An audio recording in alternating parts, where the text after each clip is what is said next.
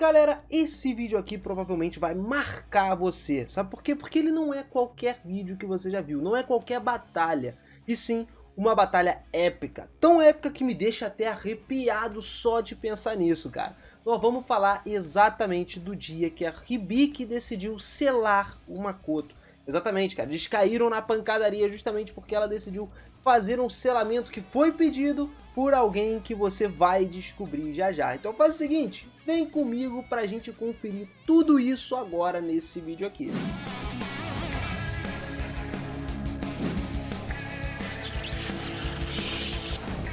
Fala seus otakus, beleza? Eu sou o Binas e sejam muito bem-vindos a mais um vídeo aqui do canal, cara. Essa batalha que vai rolar hoje a gente tem que falar, galera. Aconteceu por causa de um dragão maior. Exatamente o que você ouviu, cara. Um dragão que atende todos os requisitos aí próximos ao de Tomoe, por exemplo. Pra você entender melhor, a gente vai começar isso aqui desde o iníciozão lá mesmo. Mas se liga só, que eu já vou te avisar que isso aqui é puro spoiler, cara. Então se você não curte spoiler, eu já tô te avisando. Fique atento aí por sua conta e risco que vai rolar spoiler puro nessa parada aqui. Tudo começou quando Makoto e Hibiki estavam numa ilha que estava flutuando no centro do lago Meiris. Nesse lugar aí tem um templo gigantesco, tá ligado? Parecia um antigo templo da Grécia, inclusive, com ladrilhos de pedra e escadas com uma qualidade de material, assim, antiga, tá ligado? Que são basicamente artigos que valiam bastante, de alta qualidade. Só que tinha um problema, galera, nessa área, a prensa externa e do interior estava terrivelmente danificada, principalmente para ser chamada de um próprio lugar de habitação. A própria Hibiki notou que houve muitos danos recentes ali, cara, e tinha certeza que tinha rolado uma batalha em grande escala naquele lugar.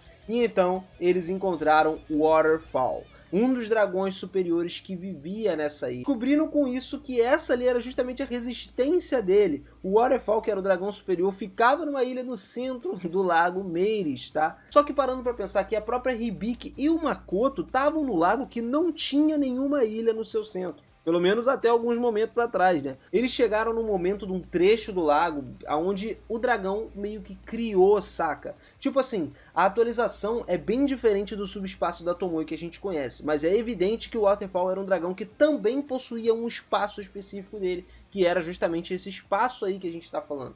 E nesse mesmo momento, a Hibiki estava pensando que ele poderia colocar elementos de água para o uso prático de criar um espaço separado que ele pudesse usar como um armazenamento, por exemplo.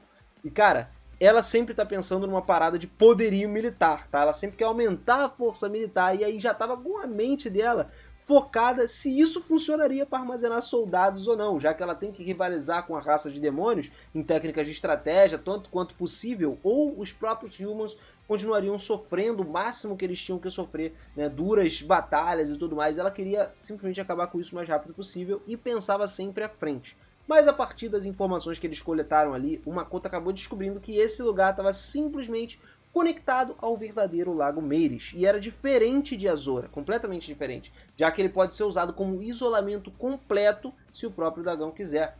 O dragão então convidou eles para fazer parte do espaço e trocar uma ideia ali dentro, conversar de uma forma individual, ou seja, cada um separados. E aí o Makoto começou primeiro, né? E a gente botando aí no papel, conversa vai, conversa vem, o dragão agradeceu ao Makoto por ele ter feito algo que aconteceu no passado, que atualmente não é tão relevante, mas nisso ele deu livros mágicos para compensar, né? Para dar como se fosse um presente para o Makoto. Só que quando a Hibiki ouviu a palavra livro mágico, ela instantaneamente reforçou ainda mais a cautela que ela já estava com relação ao Makoto. Justamente porque ela mesmo disse que às vezes ela sentia um poder mágico muito forte vindo do Makoto e às vezes ela não sentia nada. Ou seja, um mago forte obteria feitiços fortes. E a Hibiki entende que isso pode ser um tanto quanto perigoso, cara. Depois de receber esses livros, o Makoto fez o quê? Se levantou do seu assento e avançou pelo corredor que o Waterfall apontou para ele ir. Logo depois ele desapareceu do campo de visão tanto do dragão quanto da Hibiki, que restaram ali a sós. Vendo as costas do Makoto se afastar, teve um período de silêncio ali entre os dois, né? Que é algo que ficou meio tenebroso, e a Hibiki estava ali colocando isso como se ela quisesse saber o que estava acontecendo, justamente para um dragão maior querer falar com ela a sós, cara. Mas era um pedido. Só que não era qualquer pedido que estava rolando ali, cara. O dragão estava pedindo para a Hibiki selar o Makoto. Quando a Hibiki ouviu essas palavras inesperadas, ela simplesmente parou a sua respiração de tanta surpresa. O Waterfall começou a meio que persuadir ela ali, fazer a cabeça da Hibiki, explicando que apesar de serem conhecidos como existências de altos poder, né, os dragões superiores praticamente não intervêm em nada na guerra que está acontecendo atualmente entre humanos, demônios e tudo mais. Grount, que é o que está dando a proteção divina para os cavaleiros do Império, que ele é um dragão que fornece o poder para o povo, né, já necessariamente. Então não importa se há uma guerra ou não, eles em si não costumam entrar, tendo uma exceção que é o Lancer. Mas não é como se ele estivesse cooperando com os humanos ou alguma coisa do tipo, tá? Porque ele tá ali, cara, por causa do contrato com a Sofia, e os dois se moviam apenas para os seus próprios objetivos, não importa o lado, tá? Não tem nenhum lado ali, não. Só que o cômico disso é que o Waterfall tinha um pensamento incrivelmente próximo ao da Hibiki, cara. Eles pensavam praticamente iguais, que o dragão que estava percebendo que o Makoto era do mesmo nível da ameaça que ela, por exemplo. Isso só porque o dragão, o Waterfall, tinha sido derrotado pela Sofia e foi absorvido temporariamente por ela mesma. Gerou, cara, uma parada absurda. Se liga só. Para o Waterfall, que estava pensando em fazer contato com a Hibiki, isso foi uma parada muito ruim, foi um grande erro. Mas graças a isso, foi quando ele pôde testemunhar as duas batalhas. A primeira batalha, Makoto vs Sofia, também a segunda batalha do Makoto vs Sofia. E dentro do ovo, ele pôde ainda aprender muito com a análise de Ruth ali, né? Aprendeu várias coisas diferentes. E reforçou friamente que o Makoto já tem o poder, inclusive para superar a deusa, tá ligado? Chegou num nível desse já. Então, no final, a gente tá falando de uma parada bem mais lá pra frente. Mas como esperado de Hibiki, ela não foi capaz de aceitar facilmente esse nível de opinião que o dragão estava dando. Mas no final das contas, pensando no significado de retornar montado em um dragão, a Hibiki aceitou essa proposta imediatamente. Aí, galera, a gente começa a entrar numa parte mais delicada da história. Depois deles voltarem para a capital, logo depois dessa conversa aí, foi lá que a Hibiki descobriu que a Mio, inclusive, era a Aranha Negra, que tanto arrepiava o grupo inteiro dela, né? Além de também juntar todas as informações de que o Makoto estava no controle da Aranha Negra. Logo, ela estava pensando em quê? Que o Makoto provavelmente seria mais forte do que a própria Aranha.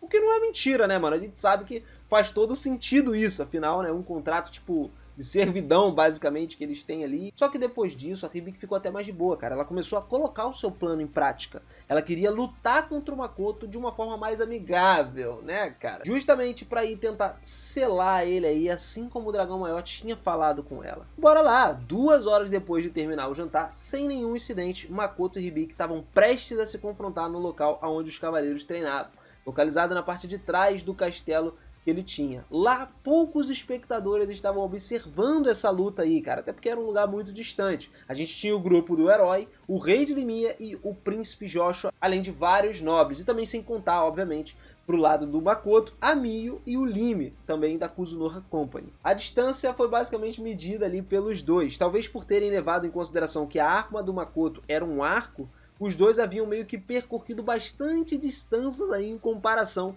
com a luta das espadas, né? Ficaram meio que de longe, justamente para ter uma igualdade, né? A Hibiki teria a oportunidade de chegar próximo do Makoto e o Makoto precisaria acertar ela antes dela fazer isso. Nada mais justo, né? E aí se deu início ao combate.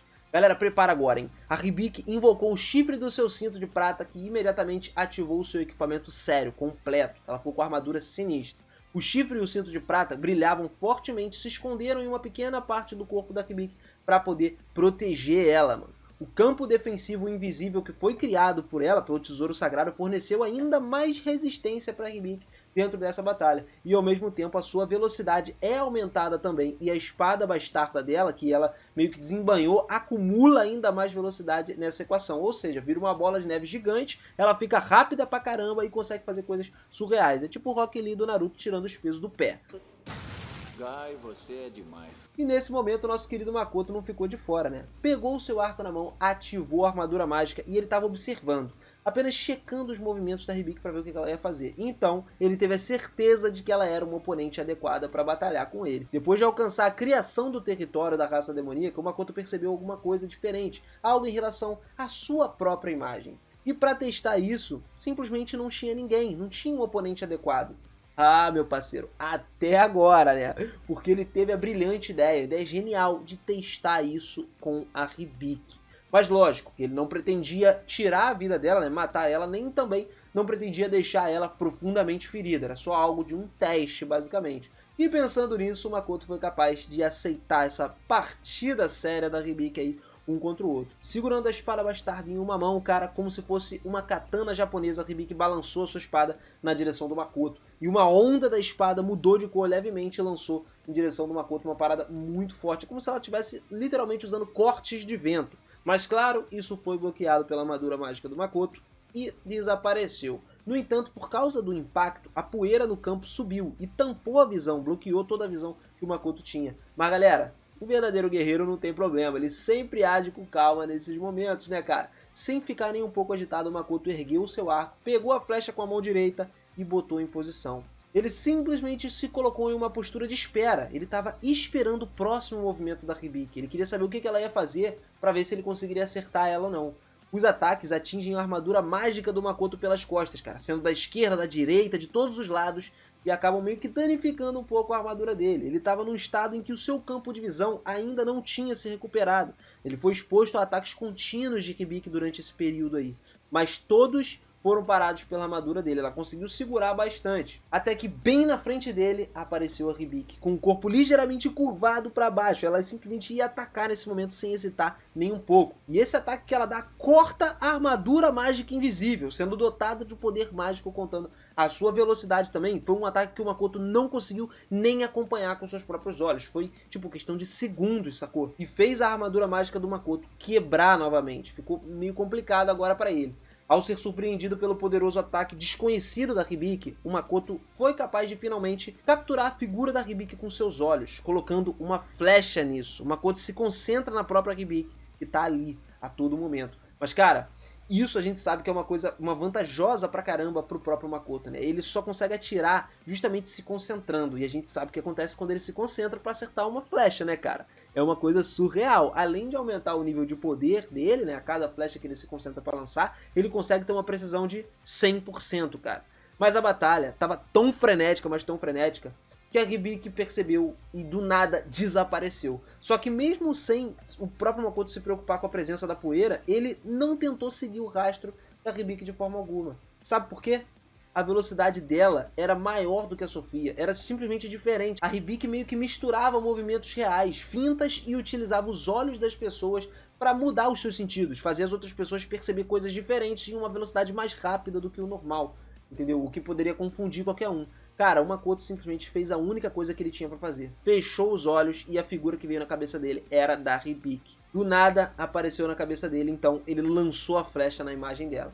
O Makoto, que abriu os olhos, de repente sentiu que a sua armadura mágica tinha sido destruída. E os ataques da Hibiki estavam aumentando ainda em nitidez, cara. Ele estava percebendo muito mais. Ele sentia que o poder dele estava aumentando mais e mais, como a gente falou. Cada flechada, cada concentração, as coisas ficam melhores para ele, cara. E sem sua armadura mágica, o Makoto usou o Sakai para poder descobrir, né, a localização da Hibiki. O ataque penetrante dela, que já tinha se aproximado o suficiente dos olhos dele, acabou pegando o Makoto de surpresa. A armadura mágica não pôde ser completamente ativada a tempo, ele não conseguiu. E apenas foi revestida a armadura na sua mão direita, que estava livre. O Makoto decidiu então fazer um ataque perfurante. Era literalmente a única saída que ele tinha. Só que mesmo estando num estado incompleto, foi o ataque da Hibiki que atingiu o Makoto pela primeira vez. Aí o cara começou a ficar um pouco mais complicada a situação para ele, né? Lembrando que o próprio Makoto não consegue se curar durante uma batalha, então pro lado dele já fica mais problemático nesse sentido. Só que o Makoto ainda assim conseguiu desviar disso. Não saiu 100% ileso, mas desviou. Ao mesmo tempo, a Hibiki tira a flecha do braço dela que o Makoto tinha acertado, que tinha perfurado o ombro dela, e uma luz curativa veio, né, em cima da mancha vermelha. É, rapaz, todo mundo se cura nesse troço, cara. É uma pena o Makoto não conseguir fazer isso, né, cara? Mas sem ser capaz de entender o que o próprio Makoto fez, sabendo que praticamente não se moveu, em nenhum momento ele não tirou o seu arco e nem se virou, mas conseguiu fugir do ataque, a Hibiki então entendeu que ali era a sua derrota. E ainda por cima, ao mesmo tempo que ela estava irritada com o Makoto porque parecia que ele estava planejando perder desde o início, ela aí sim declarou o empate. Galera, vamos falar a verdade aqui, né, cara? Uma batalha que, pô, deu um trabalho pro Makoto. Isso que seria uma batalha digna, né, da gente contar aqui. Porque, vamos ser sinceros, contra o Tomoki não foi absolutamente nada. Foi pinto perto disso. Foi espanco total, como a gente trouxe aqui.